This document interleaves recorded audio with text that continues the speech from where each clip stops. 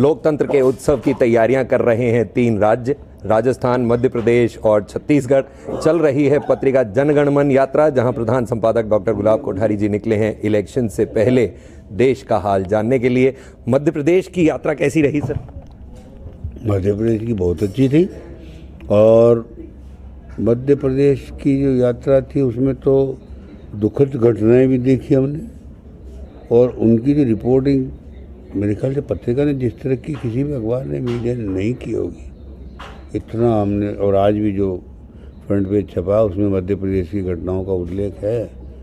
तो ये भी मीडिया की दृष्टि से एक, मैं जिसको उपलब्धि कहता हूँ, सरकार के कामकाज को इस तरह से कोई बताता है। अच्छी चीज़ें भी उतनी अच्छी और गलत है तो उतनी गलत भी है। और मध्य प्रदेश में जो आदिवासी इलाका है उसमें कुछ बदलाव के संकेत हैं, पर मुझे लग रहा है कि जो इस वक्त बड़ी चिंता उनको करनी चाहिए वो किसानों को लेकर करनी चाहिए। ज़्यादातर किसानों के चेहरों पर खुशी नहीं है, मुझे लिखा भी मैंने आज उस पर कांग्रेस में तो सबसे बड़ा उम्मीद यही मान रहे हैं कि भाई हम तो पिछली बार हमको ज़बरदस्ती सरकार बदलाई थी धोखाधड़ी से, तो उसका फ़ायदा मेरे को मिलेगा। पर कांग्रेस ने 5 साल काम भी किया वहाँ, जिसके बारे में शायद ज़्यादातर बीजेपी वाले जोर से नहीं बोल पा रहे हैं। पर मुझे लग रहा है कि इस बार कांग्रेस को भी सपोर्ट अच्छा ही मिलना चाहिए। तो अगर ये नेक टू नेक फाइट है अगर तब तो ठीक है, और अगर 4 चुनावों की इनकम्बेंसी जुड़ जाती है तो नेचुरली कांग्रेस को एज मिल सकता है। पर तकलीफ वहाँ वापस वही आ रही है कि ये बीजेपी सत्ता में जो है, इनकी जो योजनाएं हैं वो पाठकों लोगों को लुभा रही है, खास करके वो जो लाडली बहना इनकी है वो, और किसानों के खाते में जा रहे हैं पैसे, वो अनाज वगैरह जा रहा है। तो ये जो योजना है ये बांध के रखी मतदाता को, इसलिए कांग्रेस को भी जोर आएगा यूँ मान के चलें तो अपन। दूसरा पॉइंट ये भी है कि अब जो नाम आने लगे हैं मध्य प्रदेश में, ये एक और अलग तरह की स्थिति है जो आपको विचलित कर रही है, क्योंकि इनकी जो पहली लिस्ट आई 39 सीट्स की, वो सारे हारे हुए लोग थे। अब जो 39 सीट के नाम आए हैं उनमें हारे हुए उतने वैसे नहीं, पर इसमें 7 आदमी एमपी थे और 7 में भी 3 तो कैबिनेट मिनिस्टर थे। इस परिस्थिति को में मैसेज क्या बड़ा कॉम्प्लिकेटेड मैसेज निकलेगा, कोई तसल्ली से सोचना तो पड़ेगा कि ये लिस्ट के पीछे इन सोच क्या पार्टी का जी, हारे हुए लोगों को जो दे रहे हैं उसके पीछे क्या सोच है, और कैबिनेट मिनिस्टरों को आप वापस एमएलए बनाने के लिए लाइन में खड़े कर रहे हो, एमपीज को वापस एमएलए बनाने का टिकट दे के भेज रहे हो। इनमें कुछ लोग ऐसे भी जो ब्लैक लिस्टेड हैं समाज के अंदर, जिनकी छवि अच्छी नहीं है, और उनको भी आपने वापस से खड़ा कर दिया। तो मुझे लगता है कि अभी उतार चढ़ाव आएंगे, जितना हम आसान सोच रहे हैं ना उतना आसान निकलेगा नहीं, पर ये कुछ छटनी भी हो रही है, मुझे इसमें ये भी दिखाई दे रहा है। छत्तीसगढ़ की यात्रा शुरू हुई है, कुछ एक्सपेक्टेशंस हैं सर आपकी? बिकॉज राजस्थान देख चुके हैं, एमपी देख चुके हैं, क्या समस्याएं छत्तीसगढ़ के अंदर भी वही निकलने वाली हैं? कौन ज़्यादा त्रस्त है, महिलाएं, किसान या युवा? यहाँ का किसान तो मुझे कंपेरेटिवली सुखी नज़र आया राजस्थान मध्य प्रदेश के मुकाबले। यहाँ किसान समृद्ध है और पढ़ा लिखा भी है, पलायन भी बहुत कम है, इसलिए मुझे ये पार्ट तो बहुत सही लग रहा है यहाँ का। दूसरा ये यहाँ की जो माइनस पॉइंट है वो करप्शन। आम आदमी त्रस्त है यूँ मान लो इस करप्शन से, और अफसरों के ऊपर भरोसा ख़त्म हो गया, जनता का नहीं रहा। और फिर भी एक ही चीज़ आती है कि नीचे कांग्रेस में क्या है कि सत्ता मौज करने वाले लोग ज़्यादा, धूप में काम करने वाले कम हैं जी।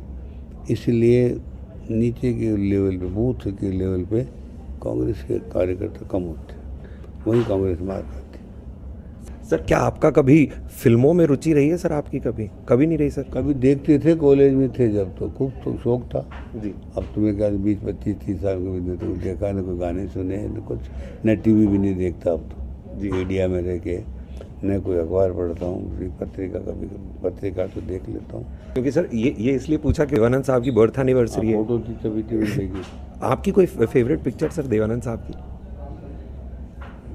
क्या पता नहीं, कि गाइड थी, उसके गाने याद है, मतलब बाकी तो कहानी है, बुलबुल आगे गाइड कहते हैं जो झूठ क्यों होता है, पर 2-4 गाने बहुत अच्छे थे उसके जो ठीक था वो लगा, पर वो स्टाइल था उसका अपना एक, उस स्टाइल को कॉपी नहीं कर पाया।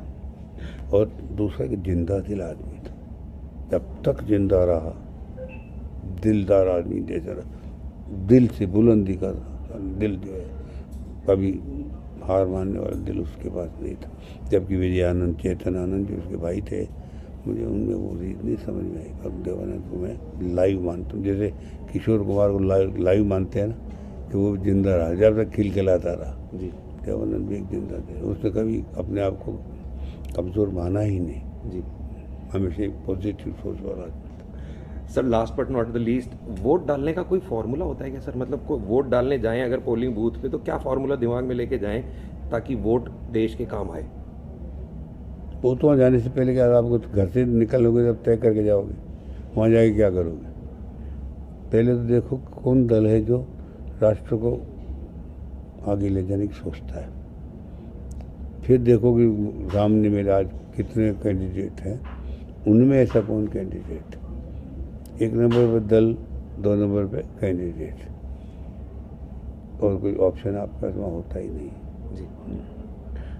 तो देख लो कि क्या नाम है, दोनों दलों में 2 ही दल है बड़े, और दोनों में मान लो खोटे लोग हैं, तब आपको ढूंढना पड़ता है। आप पत्रिका क्या कर रहा है, ये जो आप प्रहरी निकाल रहे, जन प्रहरी अभियान है ना जी, वो उन दोनों बदमाशों से मुक्ति का रास्ता है जी, कि तीसरा ऑप्शन दो जो अच्छा हो। पिछली बार भी इतने लोग चुन के आए हमारे, इस बार भगवान से प्रार्थना है कि वो डबल आए, ताकि लोगों इस लोकतंत्र को मुक्त करना है, विनाशाय च दुष्कृताम, उनसे लड़ना है जी सर। पत्रिका जनगणमन यात्रा छत्तीसगढ़ पहुंच चुकी है और छत्तीसगढ़ में अब अलग अलग जगहों पर जाएंगे हम और मिलेंगे जनप्रतिनिधियों से। पत्रिका जनगणमन यात्रा चल रही है जहां प्रधान संपादक डॉक्टर गुलाब कोठारी जी मिल रहे हैं जनप्रतिनिधियों से और चुनावों से पहले टटोल रहे हैं देश की नब्ज। आइए मुलाकात करते हैं एक ख़ास शख्सियत से जो अभी गुलाब जी भाई साहब से मिलकर आए हैं। सर नमस्कार, आपका पत्रिका टीवी पर बहुत बहुत स्वागत है। सर जनगणमन यात्रा के बारे में आपके क्या विचार हैं और गुलाब जी भाई साहब से क्या बात हुई? पत्रकारिता सब समाचार पत्र एक ऐसा समूह जो सबकी बातों को लेकर चलता है। आज हम सब रिस्पेक्ट पे करने आए गुलाब कोठारी जी को, उनसे बातें हुई और बहुत अच्छा सारगर्भित बातें हुई है। हम उनको बधाई देते हैं और बहुत जनगणमन यात्रा जो है ज़बरदस्त इसका इम्पैक्ट है, इसके लिए पत्रिका को बहुत बहुत बधाई। बहुत बहुत धन्यवाद। देखिए, पत्रिका एक अपनी विरासत के रूप में है, जनता का ही अखबार है और जनता के सरोकार ही उसके सरोकार हैं। और इसलिए जो यात्रा होती है कि खुद आप ज़मीन तक पहुंचकर ज़मीनी हकीकत को जानने की कोशिश करते हैं, जिससे कि आपकी बातचीत हो सके।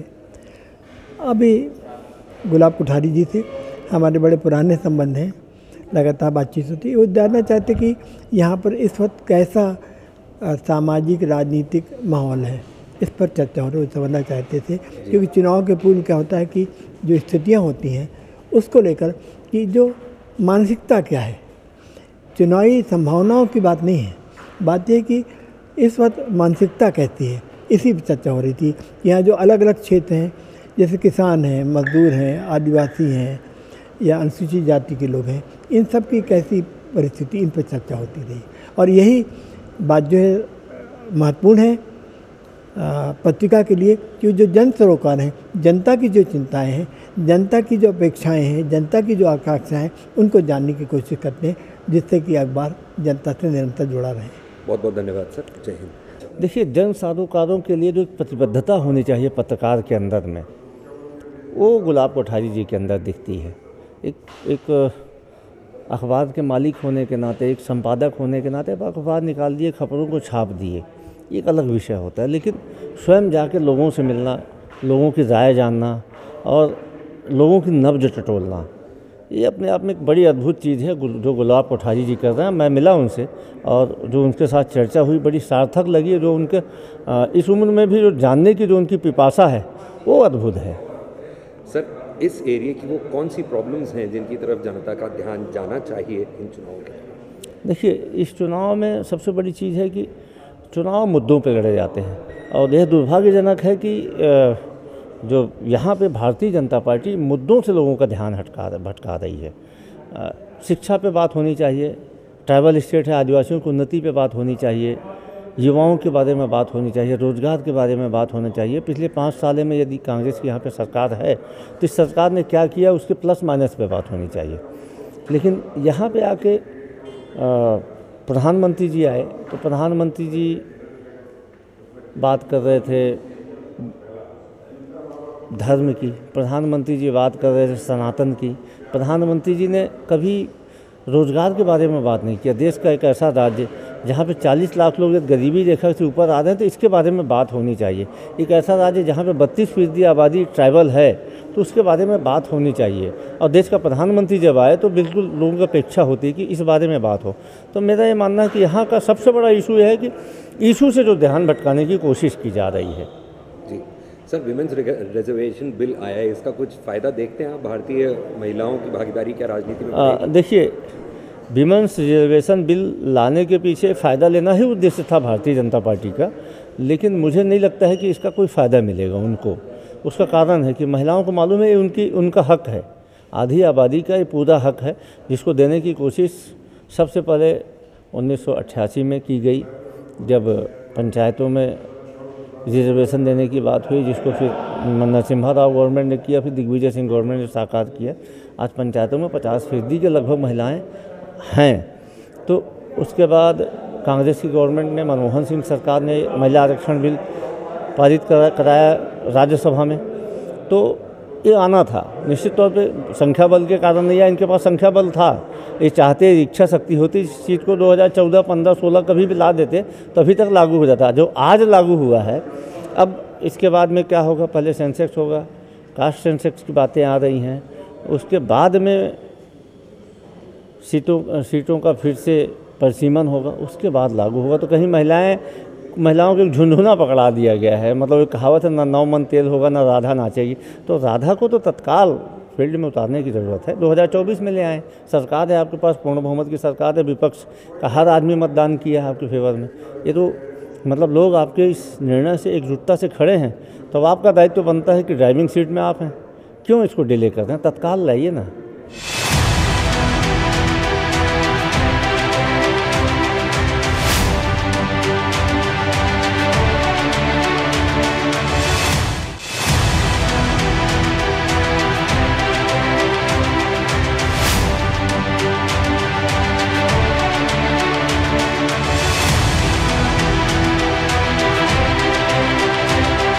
क्या है कि जनगण मन यात्रा को जब मैं देख पा रहा हूँ, समझ पा रहा हूँ, तो मुझे दिनकर की कविता याद आ रही है कि सबसे बड़ा धर्म है नर का सदा प्रज्वलित रहना, सबसे बड़ा धर्म है नर का सदा प्रज्वलित रहना, दाहक शक्ति समेट स्पर्श भी नहीं किसी का सहना।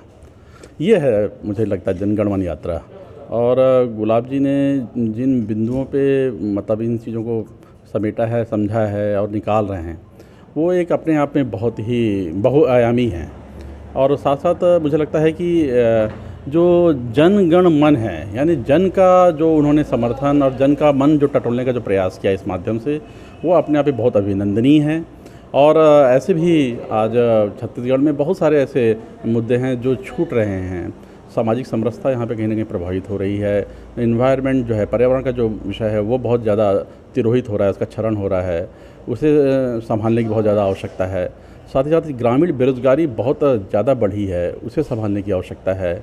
इसके अलावा एक जो विषय है जो मुझे ध्यान में आता है कि नीति आयोग ने भी कहा था कि अभी मात्र जो किसान हैं वो 40 रुपये अर्न कर पा रहा है, उसे 100 रुपये अर्न करने के लिए 60 रुपये कमाने के लिए मतलब उससे बाहर जाना पड़ रहा है। तो इस प्रकार से अभी चुनौतियां बहुत हैं और उन चुनौतियों को यदि समझने का किसी ने प्रयास किया है तो मुझे लगता है कि ये जनगण मन यात्रा ने समझने का प्रयास किया है। एक बहुत विशाल हमारा जो क्षेत्र है वनांचल का क्षेत्र है, वनांचल में सुदूर देखा जाए तो बहुत सारी ऐसी समस्याएं हैं जिससे वहाँ पे भी आम जनजीवन में एक बहुत ज़्यादा बिखराव सा दिख रहा है। उस बिखराव को यदि कोई समेटने का यदि कोई प्रयास यदि संचार माध्यमों से संचार किसी समूह ने करने का प्रयास किया है तो वह है पत्रिका। देखिए गुलाब कोठारी जी, मैं कह सकता हूं कि भारत देश के पत्रकारिता की वो नालंदा यूनिवर्सिटी है। हमारा बड़ा सौभाग्य है कि इतने बड़े व्यक्ति और इतने बड़े व्यक्तित्व के साथ बैठना, उनके सामने बात करना। देखिए वो यहाँ जो ग्राउंड जीरो में वो चीज़ों को तो पूछते हैं, लेकिन मेरा प्रयास ये था कि इनसे कुछ सीखा जाए। ये बहुत धुरंधर पत्रकार हैं। वो मैंने आखिरी में मैं क्षमा मांगते उनसे पूछ लिया कि पत्रिका ग्रुप हो या आप हो, आप डरते क्यों नहीं? तो उन्होंने पहले तो मुझे मेरे चेहरे को देखे, फिर बोले कि मैं लेता नहीं तो डरता नहीं। मेरा फिर दूसरा सवाल था कि पत्रिका ग्रुप कमर्शियल क्यों नहीं है, और जगह ये सब काम चल रहे। बोले देखिए अगर जो झुकता है हाथ हमेशा अगर मांगने की स्थिति में रहेगा तो आप डरोगे, और देने की स्थिति में रहेगा तो आप निश्चित तौर पे बेबाक और निडर होकर आप काम कर सकते हो। मैं बताया कि मेरे पूज्य पिताजी पत्रकार थे और मेरा बहुत सौभाग्य है, मेरी इच्छा थी कि आपसे एक मुलाकात हो, आपके दर्शन हो। तो जो आप लोगों की यात्रा चल रही है, निश्चित तौर पे मैं कह सकता हूँ कि ये एक जो 24 कैरेट का जो जर्नलिज्म होता है, पत्रकारिता होता है, निष्पक्ष पत्रकारिता जिसको कहते हैं, मैं अपने पिताजी के समय में इस चीज़ों को देखा करता था। मैनिपुलेशन इसमें भी होते हैं। जिस हिसाब से पत्रिका ग्रुप, मैं तो स्थापना दिवस से लेकर अब तक पढ़ता हूँ, मेरे यहाँ निरंतर पत्रिका आता है, तो मैं कह सकता हूँ एक पत्रकार के बच्चे होने के नाते कि निष्पक्ष पत्रकारिता अगर कहीं है तो पत्रिका समूह से आज भी जिंदा रखे हुए हैं। सर वो कौन से मुद्दे हैं जो इस बार चुनाव में मैटर करेंगे?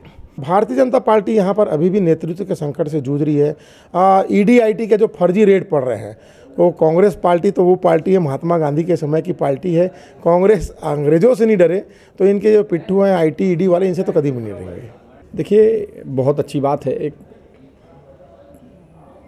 पत्रिका समूह जिस पर जनता का विश्वास है, वो अगर लोगों से फीडबैक को लेकर, जनगणमन को लेकर अगर वो बैठ के बात कर रहे हैं, तो मैं समझता हूँ कि अखबार की क्रेडिबिलिटी तो आपको ग्राउंड से पता चलेगी।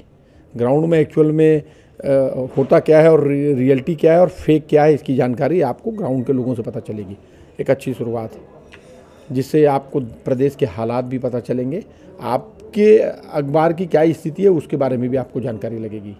सर किन मुद्दों पर चर्चा हुई गुलाबजी भाई साहब से? जनरल चर्चा हुई, पिछले चुनाव में क्या कैसा स्थितियां थी, इस चुनाव में क्या है, अखबार की क्रेडिबिलिटी पर बातचीत हुई, अखबार की खबरों पर बातचीत हुई, तमाम प्रकार की अलग अलग बातें हुई हैं, जिसमें मैं समझता हूं कि एक अखबार चलाने वाले ग्रुप को संचालित करने वाले व्यक्ति को जरूर हर प्रदेश में इस प्रकार की कार्यक्रम को करना चाहिए।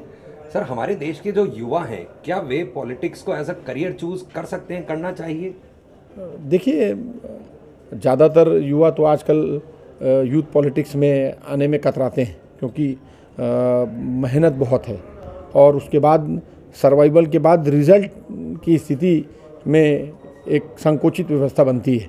तो लोग जागरूक हैं, आते हैं। मैं भी युवा हूँ, राजनीति सक्रिय राजनीति में हूँ, विधायक हूँ, संगठन में काम करता हूँ। आते हैं, यूथ की एक नज़र तो पॉलिटिक्स में है, लेकिन साथ ही साथ मैं समझता हूँ कि यूथ आज दूसरी तरफ भी जा रहा है। जनगणमन यात्रा जो आदरणीय बहुत ही सम्मानित गुलाब जी राजस्थान मध्य प्रदेश सब यात्रा करके आज छत्तीसगढ़ पहुँचे हैं, और छत्तीसगढ़ पहुंचकर जो सब लोगों से आज जो मुलाकात हो रही है, जो उनका स्नेह मिल रहा है, उनका सानिध्य हम लोगों को मिला, बड़ा अच्छा लगा उनसे मिलकर।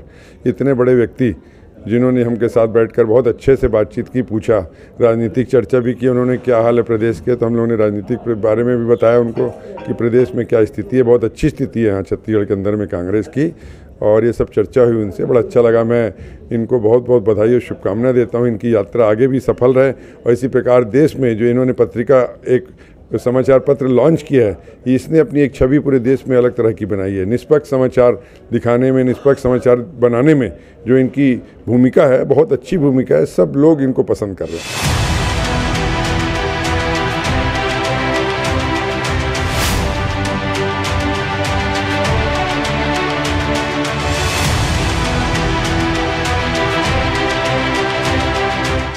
It was a very informal meeting गुलाब जी के साथ एंड गुलाब जी का बारे में जितना भी बोलेंगे तो मैं इतना ही कहूँगा कि अब सूरज को दिया दिखाने वाली बात हो जाती है।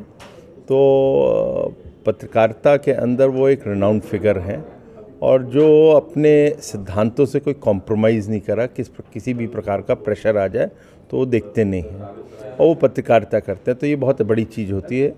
तो एक इनफॉर्मल डिस्कशन था और राजस्थान से लेके गुजरात में का उन्होंने जो रिपोर्टिंग करी थी, यहाँ तक कि यहाँ पे छत्तीसगढ़ में किस प्रकार का माहौल है और क्या चल रहा है, तो एक दोनों तरफ से आदान प्रदान था।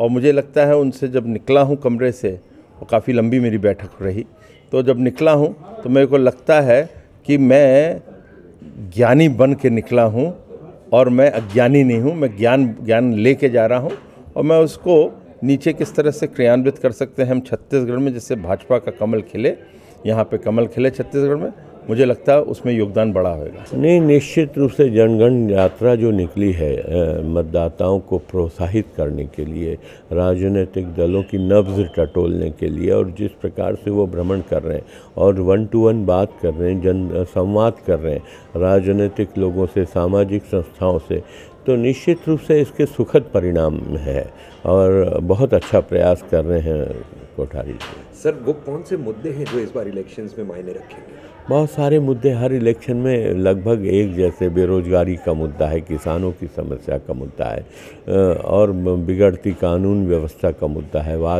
जो वादे किए थे वो वादे पूरे नहीं हुए, वो एक मुद्दा बड़ा है छत्तीसगढ़ में मुद्दे सरकार के खिलाफ पर्याप्त थे। जी, क्या इस बार परिवर्तन होगा? निश्चित परिवर्तन होगा और हम परिवर्तन के लिए लगे हैं। देखिए, जनगण मन यात्रा एक जागरूकता लाने का अभियान है और मुझे ऐसा लगता है कि पूरे देश में जब वोटिंग होती है, चुनाव होते हैं, हम अपना जनप्रतिनिधि चुनते हैं जो कानून बनाते हैं, जो देश को, समाज को, शहर को चलाते हैं, प्रशासन के ऊपर कंट्रोल करते हैं, ऐसे जनप्रतिनिधियों को जब हम चुनने के लिए वोट देने की बारी आती है तो उसका परसेंटेज देखें तो 55 से 60%, आजकल कुछ बढ़ा है, परंतु मुझे ऐसा लगता है कि जनगण मन यात्रा से जागरूकता आएगी और ये परसेंटेज अगर हाई होता है, 80%, 85% तक जाता है, तो हम अच्छे जनप्रतिनिधियों का चुनाव कर सकेंगे, जिससे देश का, प्रदेश का, यहाँ तक शहर का और मोहल्ले का भी विकास सुनिश्चित होगा। अच्छे जनप्रतिनिधि आएंगे और जनता जिसने चाहती है उनका परसेंटेज ज़्यादा होगा, वोटिंग ज़्यादा होगी, तो निश्चित रूप से हमारे देश का, प्रदेश का, शहर का और मैं कहूँगा मोहल्ले का भी विकास होगा।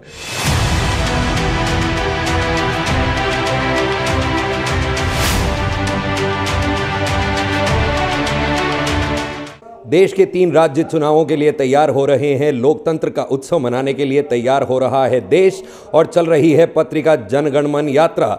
चरण पूरा कर चुकी है राजस्थान में, मध्य प्रदेश में और अब पहुंच चुकी है छत्तीसगढ़ में। हम इस वक्त हैं रायपुर में, जहां प्रधान संपादक डॉक्टर गुलाब कोठारी जी मिल रहे हैं जनप्रतिनिधियों से और जानने की कोशिश कर रहे हैं उनके क्षेत्र की समस्याओं के बारे में। भारतीय नारी अकेली सब पे भारी, कहती है मम्मी हमारी। मेरे साथ भी खड़ी हैं, एक बात करते हैं इनसे खूब सारी। सबसे पहले तो पत्रिका को बहुत सारा धन्यवाद कि उन्होंने इतने बड़े महान हस्ती से आज हम महिलाओं को रूबरू कराया। गुलाब कोठारी सर से आज मिलना हम लोगों के लिए एक बहुत बड़ी एक उपलब्धि मान सकते हैं आप। और उनके साथ जो चर्चाएं हुई महिलाओं के विषय पर, वो अत्यंत गंभीर भी थी और ज्ञानवर्धक भी थी। तो इसमें मुझे जो मेरा जो अपना अनुभव है, जो वो मैं आपको बताना चाहूँगी कि एक समय था जब महिलाओं को हम सिलाई, कढ़ाई, बुनाई यहाँ तक सीमित रखते थे और आज हमारे देश में 33% महिला आरक्षण बिल पास हुआ है। तो ये अपने आप में बताता है कि हम कहाँ से कहाँ पहुँच गए हैं। पर इसमें सबसे बड़ी चीज़ जो काम करती है महिलाओं की, वो है सकारात्मक सोच। जिस सोच के साथ हम आगे बढ़ेंगे, अगर हम आज ये सोच लें कि नहीं हम सिलाई कढ़ाई तक हैं तो आज भी हम वहीं रहेंगे, लेकिन हमको अपनी सोच को बदलनी है और हमको उस 33% को अपने कर्मों से, अपने व्यक्तिगत निखार से, अपनी शैली से, कार्यशैली से 50% में तब्दील होना चाहिए, तब ज़्यादा मज़ा आएगा मुझे लगता है। और मुझे लगता है कि अब हम केवल सरपंच तक नहीं, संसद में भी हम पूरी महिलाएं ही दिखने वाली हैं, ऐसा मुझे लगता है। और इसके लिए मैं प्रधानमंत्री मोदी जी को बहुत बहुत धन्यवाद देना चाहती हूँ और सारी महिलाओं से आग्रह करूँगी अपने अंदर की जो एक ऊर्जा है, जो काबिलियत है, उसको खुलकर आगे लेकर के आए, क्योंकि देश मौका दे रहा है। तो उस मौके का फ़ायदा उठाएं और सही नेतृत्व करने वाली बहनें आगे आएँ और देश को आगे ले जाने में हमारी सरकार का, मोदी जी का और जो भी नेतृत्व करता आते हैं, मुझे लगता है कि मोदी जी के अलावा अभी कोई दिख नहीं रहा है, तो उनका हम साथ दें और उनको बहुत आगे लेकर के जाएं। Thank you so much, thank you so much. Mainly देखिए, जितने भी हमारे यहाँ पे महिलाएं आई थी तो उनके जो खुद के जो संस्कार हैं उस पे हमारे इस टॉपिक पे बहुत अच्छे से बात की गई है, क्योंकि आजकल के समय में क्या है कि महिलाएं अलग महिलावादी हो रही हैं, पुरुषवादी, ऐसा समाज हमारा होता जा रहा है, इसलिए समाज पूरा बिखर रहा है हमारा। तो आज का जो समय है वो मिल करके काम करने का समय है, हमारे ईगो को साइड में रख के काम करने का समय है, तभी हम एक साथ आगे हम देश को आगे ले जा सकेंगे। और उसके भी पहले मैं ये कहना चाहूँगी, जो आजकल की जो पीढ़ी है हमारी, उससे हम जो बड़े लोग हैं काफ़ी डिस्कनेक्ट हो गए हैं, तो हमें आपस में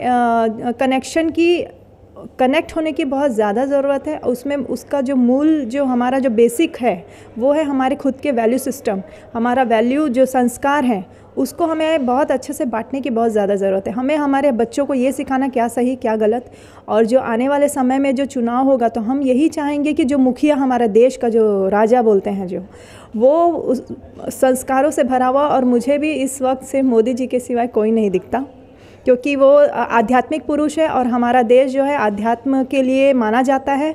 हमारी धरोहर, परंपरा, ये सब जिंदा उनकी वजह से ही है। हमें तो कभी कभी सोच के भी डर लगता है कि अगर वो आगे नहीं हुए तो हमारे देश कहाँ से कहाँ जाएगा, कहाँ गिर जाएगा, घट जाएगी हमारी जो धरोहर है। तो दिमाग में यही है कि ऐसे ही मुखिया हमें आगे भी चाहिए हमारे देश के लिए, और हमें गर्व है उन पे कि वो हमारे राजा है हमारे देश के। Thank you. मेरा एक मैसेज यहाँ पे मुझे मिला अध्यात्म से जुड़ा हुआ, जो सर ने कहा किचन हमारा मोस्ट इम्पॉर्टेंट पार्ट है, तो किचन में हमें हमेशा खुश होके भोजन बनाना चाहिए हमारे सारे फैमिली वालों के लिए। मैंने कथा स्थल में भी सुना था कि किचन में जब हम जाते हैं, हम महिलाएं जब जाती हैं वहाँ, तो खुश होके, प्रसन्न होके हम वो भोजन बनाएं। जो भाव हमारा उस भोजन बनाते टाइम जो रहता है, वही उनको जब हम परोसते हैं तो वही भाव उनके में प्रकट होता है और वही वो दिखाते हैं। तो हमें सदैव मैंने सर से यही सीखा कि सदैव हमें प्रसन्न होके भोजन बनाना चाहिए।